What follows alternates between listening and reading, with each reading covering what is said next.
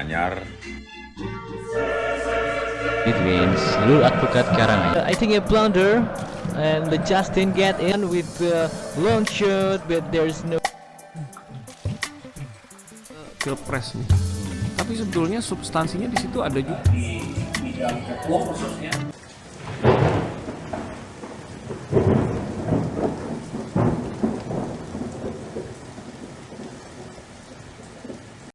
Halo Sobat di balik Kalimantan semua, kembali lagi bersama saya. Saya akan menyajikan kisah seputaran Kalimantan lagi.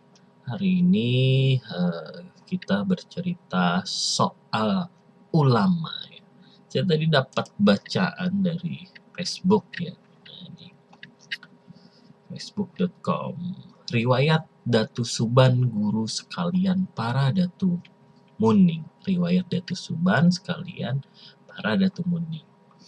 Nah, jadi kisahnya itu di sini kita bacakan langsung ya guys ya.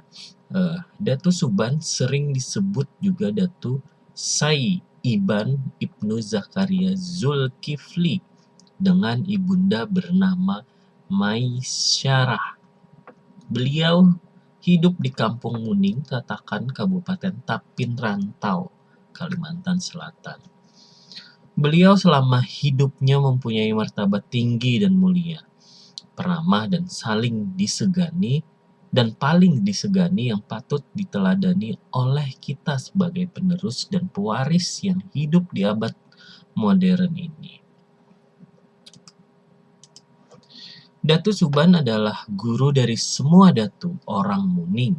Selain ahli ilmu tasawuf, Datu Suban juga ahli ilmu taguh atau kebal, ilmu kabariyat, ilmu dapat berjalan di atas air, ilmu ma'alih rupa, ilmu pandangan jauh, ilmu pengobatan, ilmu kecantikan, ilmu falakiyah, ilmu tauhid, ilmu firasat. Dengan ilmu yang dimilikinya banyaklah orang yang menuntut ilmu kepada beliau.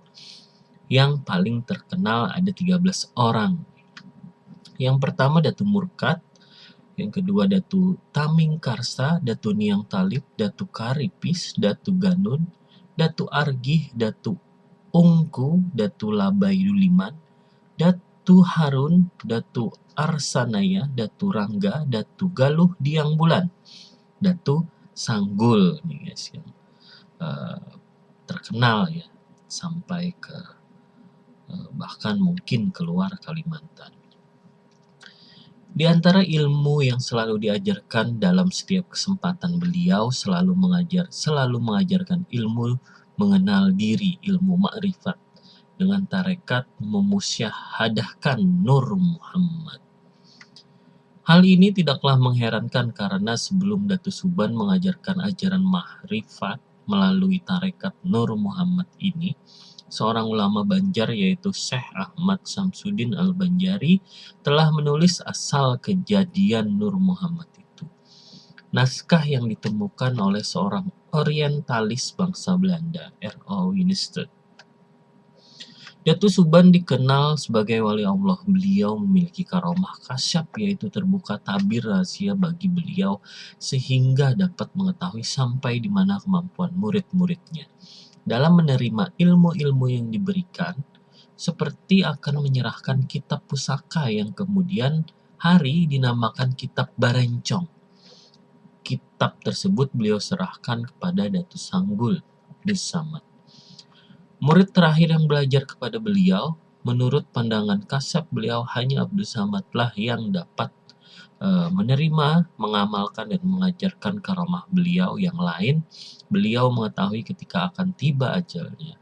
Ketika dari mata beliau keluarlah sebuah sosok yang rupanya sangat bagus, bercahaya, berpakaian hijau. Ini berarti 7 hari lagi beliau akan berpindah alam.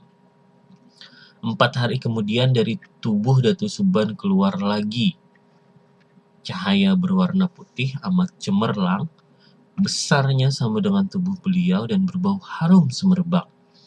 Ini berarti 3 hari lagi beliau meninggalkan dunia fana ini. Oleh karena itu beliau segera mengumpulkan semua murid-muridnya Setelah semua murid-muridnya berkumpul, beliau berkata, "Murid-murid yang aku cintai, kalian jangan terkejut dengan panggilan mendadak ini. Karena pertemuan kita hanya hari ini saja lagi. Nanti malam sekitar jam 1 tengah malam aku akan meninggalkan dunia yang fana ini. Hal ini sudah tidak bisa ditunda-tunda lagi karena ketentuan Allah telah berlaku." Kemudian beliau membacakan firman Allah surat An-Nahl ayat 61 berbunyi, "Apabila sudah tiba waktunya yang ditentukan, maka tidak seorang pun yang dapat mengundurkannya dan juga tidak ada yang dapat mendahulukannya." Mendengar ucapan beliau itu, semua yang hadir membisu 1000 bahasa. "Nah, waktuku hampir tiba," kata Datuk Suban memecah kesunyian itu. "Mari kita berzikir bersama-sama untuk mengantarkan kepergianku." Semua murid dipimpin oleh beliau serentak mengucapkan Allahu Allahu Allah. "Perhatikanlah, apabila aku turun kurang lebih 40 hasta sampai pada batu berwarna merah sebelah dan hitam sebelah, aku berdiri di sana nanti, maka pandanglah aku dengan sebenar-benarnya, yang ada ini atau yang tiada nanti. Lihatlah aku lihatlah atau ada atau tiada. Kalau ada, masih diriku ini tidak menjadi tiada. Berarti ilmu yang kuajarkan kepada kalian belum sejati. Tetapi bila aku menjadi tiada, berarti ilmu yang kuajarkan kalian adalah ilmu sejati sempurna." Setelah berkata demikian, beliau diam. Kemudian meletuslah badan Datuk Suban dan timbul asap putih hilang. Asap putih timbul cahaya nur yang memancar-mancar sampai ke atas ufuk yang tinggi. Kemudian lenyap ditelan kemunculan cahaya rembulan. Semua yang hadir takjub menyaksikan kejadian itu. Kemudian terdengar gemuruh ucapan murid beliau, "Innalillahi wa inna ilaihi raji'un." Ulun ketujuh banar lawan kisahnya yang kada tahu jadi tahu, tapi ulun takun ampun. Ini komennya ya guys ya, minta maaf salah ulun. Ulun kada ujur minta tolong ujur akan pernah mendengar zikir hu Allah tuh, ulun kada salah artinya Allah, tapi ini biasanya maulah orang kada sembahyangan lagi karena mengartiakan hu Allah ujur kamal. Nah, ini kalau itu tergantung orangnya katanya. Nang maulah kada bersembahyang lagi itu karena mengaji kada tuntung ujar orang alang kaji. Namun mengaji langkah syariat tarikat hakikat marifat kada mau kada sembahyang pang orang, malah makin semangat beribadah. Fikih dikaji, tasawuf dikaji juga, ujar orang bahari fikih luarnya, tasawuf dalamnya. Jadi kada mau terpisah masalah zikir Allah itu rahasia bagi yang mempelajari ilmunya. Kadang pengertian kita memaknai lawan orang yang mendengar belainan.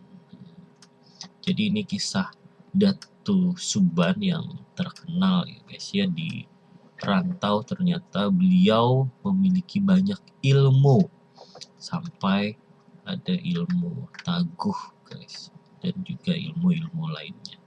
Baik, terima kasih. Jangan lupa like, komen, dan subscribe ya guys ya.